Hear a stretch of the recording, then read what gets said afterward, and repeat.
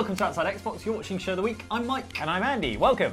So what have you been up to this week, Andy? Well, Mike, I've been playing a lot of Wright Ace Attorney Trilogy. Oh, yeah? Yes, which is why I can now conclusively prove that it was you who stole the sandwich I left in the fridge. Yes, it was, yeah. Deny it all you like, Mike. How do you explain this? Take that! That's right. It's the sandwich wrapper that the sandwich came in that was found in the bin next to your desk. Yeah, that's where I put it when I finished the sandwich. If you didn't put it there, Mike, then explain this. How did Jane see you eating it? Gotcha! Yes, she ate half the sandwich. Mike, please, you're ruining this for me.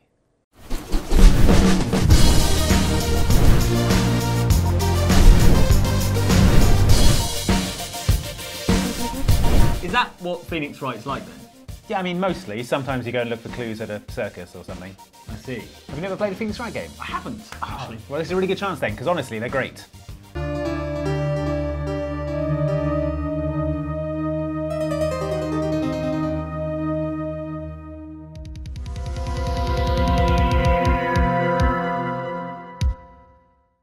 Objection! Alright, Andy, why should I care about Phoenix Wright Ace Attorney right now? Okay, well, they're bringing out the Ace Attorney Trilogy collection, which is the first 3 games in the Ace Attorney series. Right. So it's Phoenix Wright Ace Attorney, Yeah. Phoenix Wright Ace Attorney Trials and Tribulations, Okay. and Phoenix Wright Ace Attorney Justice for All. No justice for Apollo Justice, though. Well, I mean, those are later games. We don't need to get into Apollo Justice right now. Right, okay. But they've never been on Xbox before. No. They've always been on Nintendo. Portable devices. Yeah, you can get, I think you can get them on your phone, actually, Yeah. on iOS. But this is the first time they've ever been on Xbox. That's cool. And you know what that means? Achievements. Oh, Imagine, yeah, imagine getting achievements for Phoenix Wright. But no, I think it's, if you've never played a Phoenix Wright game, it's a really good place to start. It's got the first 3 games, so I think there's probably like 15 cases in there. There's usually like 4 or 5 cases a game. Yeah, yeah. So there's like that's like a really big amount of Phoenix Wright to get through. So do you know much about the series at all? I understand you play as an attorney who is Ace. Yes. Sure. Anything you haven't gleaned from the title of the game? Or? No. We start out as a rookie defense attorney, Right. Phoenix Wright, and your job is to get your client found not guilty of, it's usually murder. Sometimes it's not. Okay. But usually it's murder, serious crimes. Wow. And yeah, they're very much like a sort of adventure game. There's a lot of puzzle solving, but based on like talking to people. The game is generally split into 2 segments. There's like the investigation sections and then the trial sections. So he does his own investigation? Yeah, it's set in the sort of near future. Right. Where they've adopted this really strange legal system where trials can only last 3 days. Okay. The defense attorney has to do all his own investigation and gather all his own evidence. Right. And if the defense attorney makes more than 5 mistakes in a trial, his client is automatically found guilty, even if you've basically proved that they couldn't have done it. Surely the prisons are overflowing. Yeah, well, yeah. No, I think they execute people actually. So that's the fine. death penalty as well.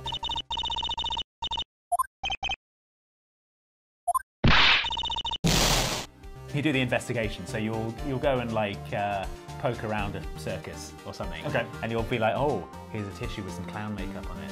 That's wonder what that's about. Or here's a photograph of the victim and this guy together, and it looks like they're arguing and stuff. So you gather all this stuff up, all your evidence, and the way that gameplay works is a lot of it is pointing out inconsistencies in people's testimony. Right. So most of the time, someone will take the stand and they'll be lying about something, and you need to figure out what they're lying about. So they'll go through their testimony. They'll be like, oh, it's 9 a.m. I got to the place. I did this. I did that.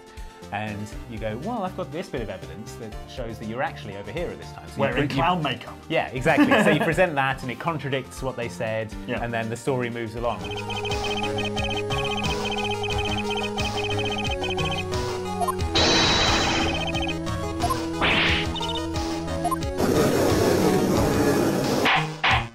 I'm going to use the phrase gameplay loop here. Okay. But it is a very satisfying little gameplay loop of like going through and just meticulously picking apart people's arguments. Yeah, and really nervously trying to pick which bit of evidence is the correct one to back up what you've said, right? Yes. Is that how it works? Yeah, because the way trials work in the game is they're sort of adversarial in that it's you versus a prosecutor.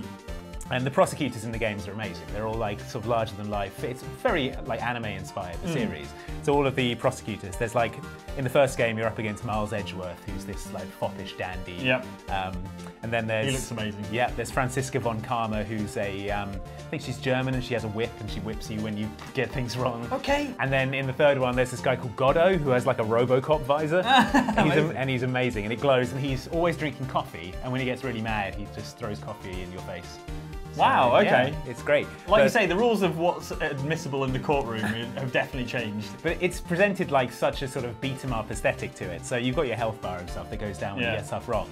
But when you present evidence that like destroys part of the prosecution's case, they'll be like, ah! Like when you present... Visibly recoiling. Yeah, visibly recoiling. And That's amazing. One of the best things about the game is the visuals are quite simple. The animation, so people start out looking like very composed and they're sort of telling their little story stuff. And as you start to pick it apart, they start to get a little more frayed, and then like by the end of it, they will have a full breakdown on the stand, and you get some really good like animations when it gets to that. I did it! I'm glad I did it! Like the fifth case in the first game, it's this murder case. It involves stuff that happened 10 years ago. There's all this like vast conspiracy stuff, and the end of that case, like the denouement of that, is one of the most sort of tense and satisfying things I've done in any video game. It was like such a triumphant feeling of like having won the day at the end of that case. And yeah, the writing's really good. It's the localization is like one of the best, because it's all Japanese originally, but the localization is one of the best localization jobs I've ever seen. It's so like funny, and all the characters got stupid punny names, and like all the characters are total weirdos, and it's just it's just really sweet and good-natured and funny. Has Phoenix Wright ever gotten someone off for murder who definitely did it? Yes. Yeah. Oh man, there's some really good twists as well. I don't want to spoil any of the cases, but there have been some, and there's a really good case. I can't remember if it's in this collection or one of the later games as well, where you find out that the person you're defending is actually guilty. Right. And you're like, oh no, what do I do? Can I carry on defending this person or not? And you have to like make these like decisions, and it's really good, really well written, and really funny and charming. And if you've never played them, this is a really good time to get on board. Do you think you'll replay them? I think I might do, actually. I mean, it's coming out for PS4 and PC and Switch as well. Might get it on the Switch just because it's like portability is good. But if you're the sort of person who likes playing extremely text-heavy games at home, then there is a lot of reading and a lot of clicking through dialogue, but you don't really mind because everyone's so charming and it's such a well-written game. So yeah, if you're into those sorts of games, like I would say the Xbox is a great place for it. I'll probably get on the Switch because it's perfect for a portable system. But you've got a Switch now, Mike, so maybe you could get it for the Switch. Yeah, I think it'd be a good chance to have a crack at it. I had a 3DS and a Game Boy Advance, so I'm not sure why I never actually got around to it last time. But I guess having the entire trilogy together. Do you know what I did play? What? The Harvey Birdman game, which was a bad rip-off of that on the PSP. Yeah. So I played the bad rip-off. Yeah, I would say Phoenix Wright is better than that. But yeah, it's probably like one of my top 5 game series of all time. Wow. I really love those games. That's a glowing endorsement. So you'll find no objections here. Oh, I see what it's clever.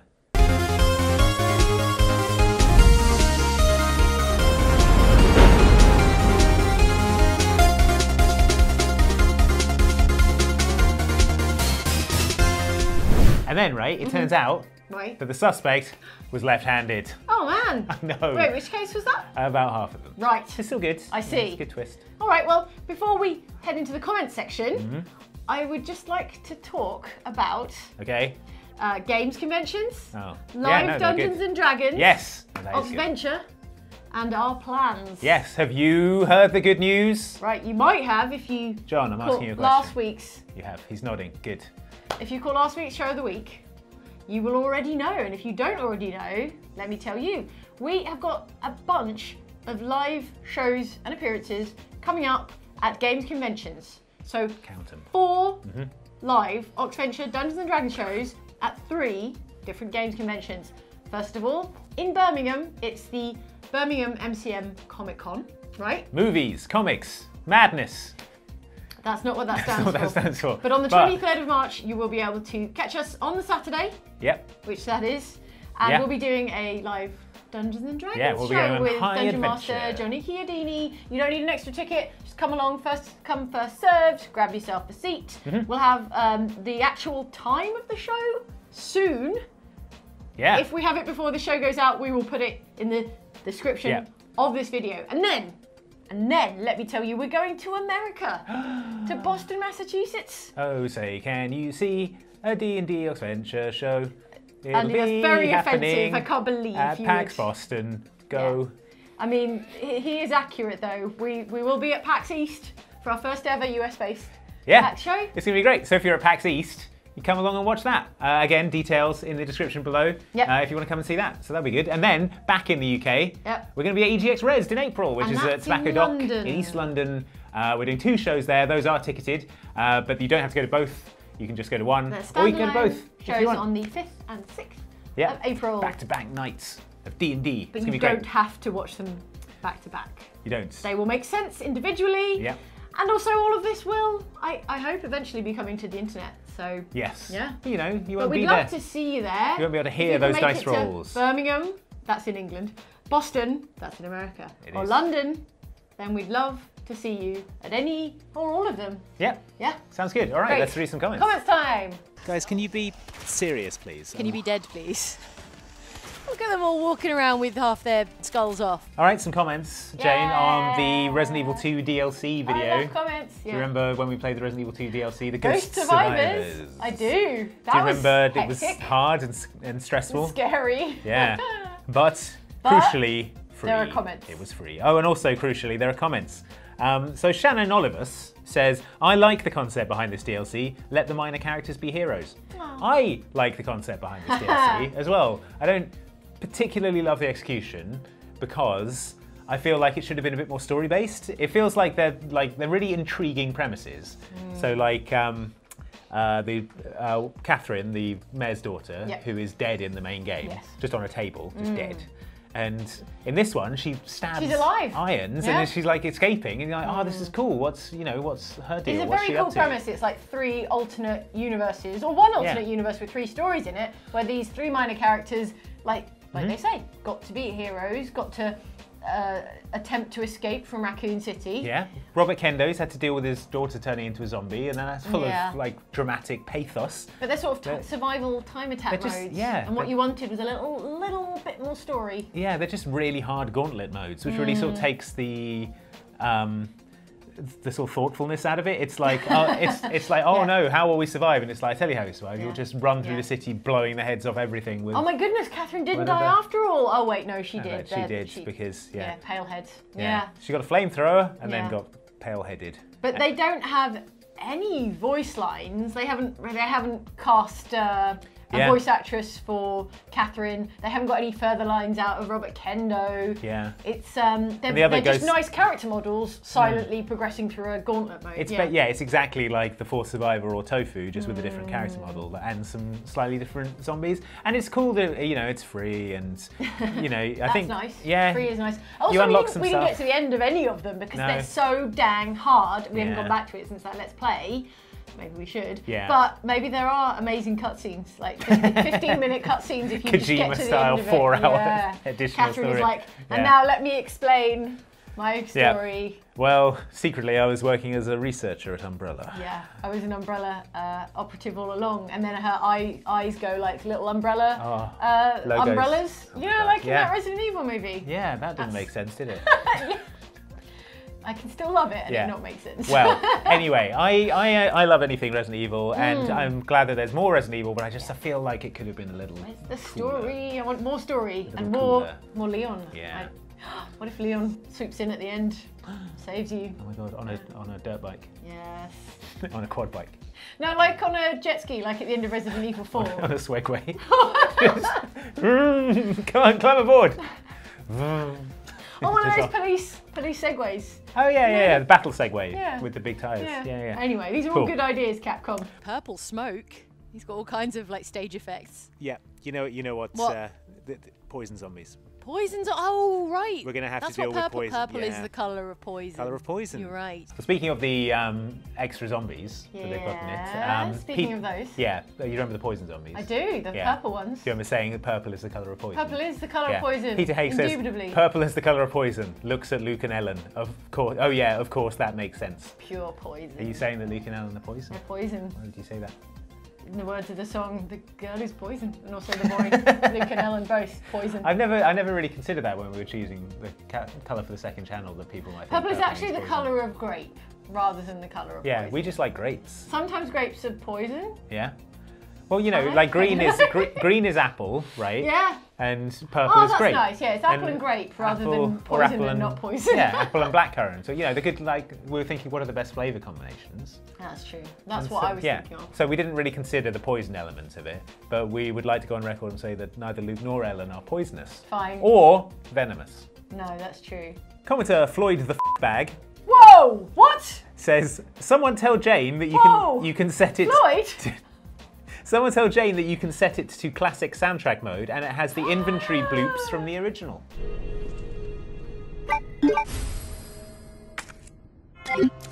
What? This changes literally everything. I didn't know this. I went and looked this up. You can do this, but it's premium DLC. What? You have to pay Capcom to be able to change the. What do you get in the DLC? Is it literally just the old school? It's the old soundtrack. It's all the old music. That's good. The right.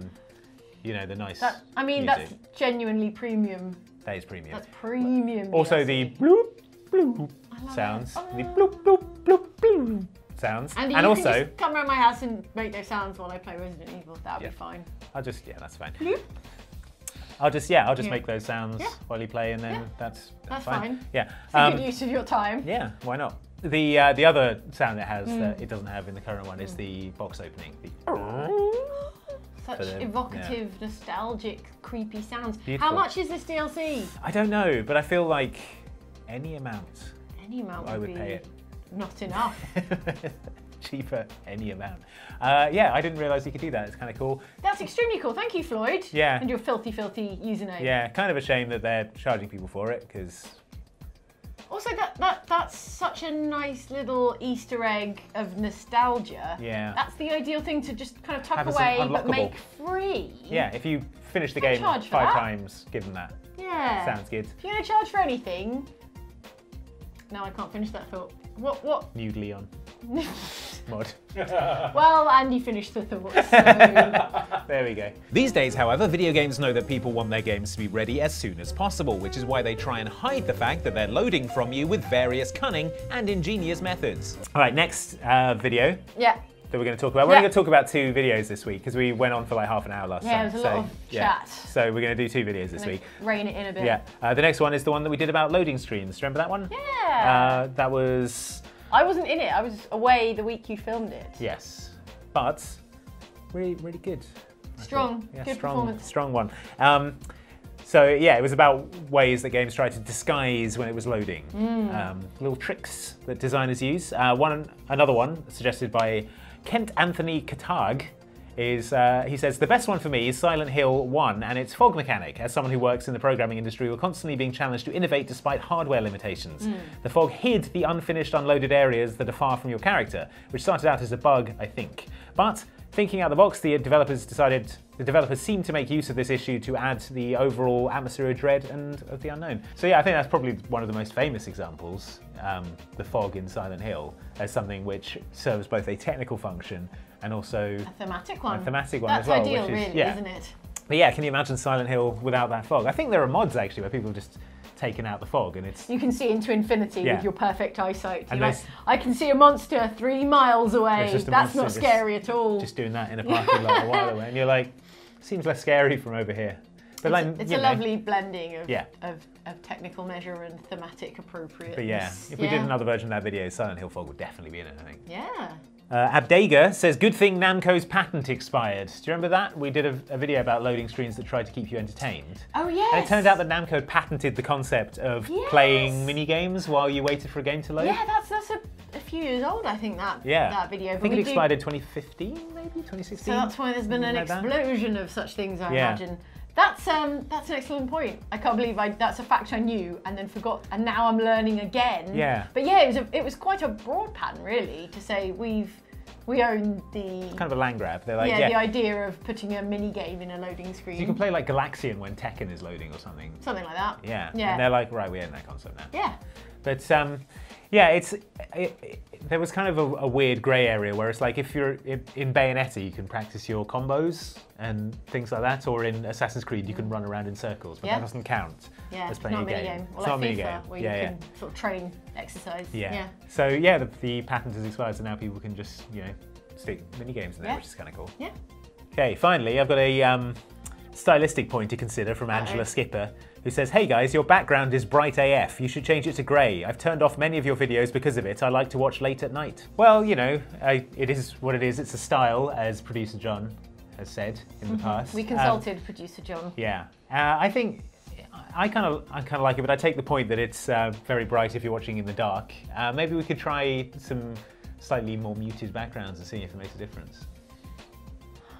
I like old... You like old Infinity... Old bright white old Infinity Cove. Wall there. Yeah. We could try Infinity Blackness, like the Great Void. The infinite blackness. The chasm. Yawning, inky blackness. I don't know, that sounds pretty... Yeah. Sounds pretty depressing. I assume the people who are having a problem with the white backdrop are obviously turning down the brightness on their monitors, and yet it's still too bright to watch. What if we just put a 50% opacity on everything? Yeah. On us as well. On us, yeah. And we'd be 50% opaque. That sounds good. Yeah. All right. No, let us know if you think that our background is too bright. If you're finding it distressingly bright. Yeah, if it's something that is actually a really common thing, we just never thought of it. Let us know. But if you like the white backgrounds, let us know that as well, and we'll see if there's a sort of general maybe you've trend. never thought about it before. Yeah. I certainly haven't. No, now maybe we've drawn it to your attention and you're going to go, oh no, it's too bright. Sunglasses? Yeah. That wouldn't help at night though. We could mail out free sunglasses to every viewer. That's definitely the only solution. All right, deal. Oh man, I'm sorry though. Sorry if you're trying to sleep right now and this is keeping you awake. That sounded sarcastic, but actually it's something that never occurred to me. We're going to have to think about long and hard. Cool. All right, good comments. Yeah. That's it for Show of the Week. Thanks for watching. But before you go, don't forget, coming up very soon, we have D&D live Oxventure shows. What? That's right, Mike. We're going to be at MCM Birmingham on the 23rd of March for live D&D Oxventure. Andy, do you remember when we had that chat about how we all ought to agree on the live shows because of all the planning and travel between UK cities? Also, Boston, Massachusetts. We're going to Boston, Massachusetts. East. We're going to be there all weekend. D&D will happen! That's my mum's birthday weekend. Oh my god, Mike, I just remembered Rezzed in April in London! It's gonna be amazing in the description, the details are down here, all the D&D live shows, Mike, it's gonna be great! So many shows. Thanks for watching, we'll see you next time.